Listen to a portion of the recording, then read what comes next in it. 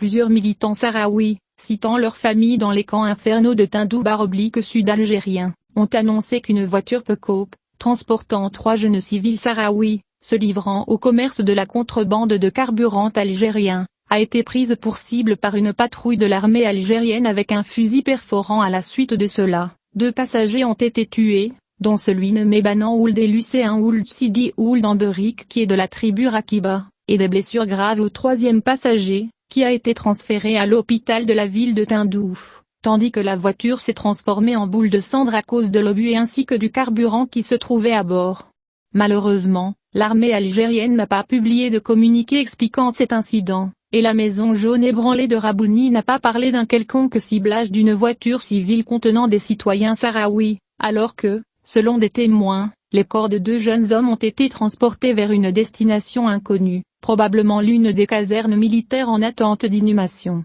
sans en informer leur famille. L'incident qui s'est produit à l'ouest des camps, a provoqué un état de frénésie parmi les jeunes des camps, qui en veulent au silence des dirigeants sahraouis et à son indifférence face au sang des citoyens sahraouis, qui est versé chaque jour par l'armée algérienne au nom de la sécurité nationale algérienne. Le sentiment d'insécurité et l'augmentation du ciblage par l'armée algérienne des jeunes sahraouis à l'extérieur des camps, car ils y voient un ciblage injustifié et une tentative de semer la peur au sein du camp résident, pour les empêcher de circuler librement hors des frontières de la terre d'asile de Tindouf. Des militants sahraouis ont accusé le gang de la Maison jaune de désinformation médiatique et d'essayer d'effacer le crime de l'armée algérienne, et la jambe de ce qui est arrivé à l'armée marocaine et les ailes de ces marches démoniaques, et la dissimulation du crime de l'armée algérienne afin de pousser les familles sahraouis à abandonner l'idée de récupérer les corps des 2 jeunes sahraouis injustement exécutés de sang-froid par des membres de l'armée algérienne.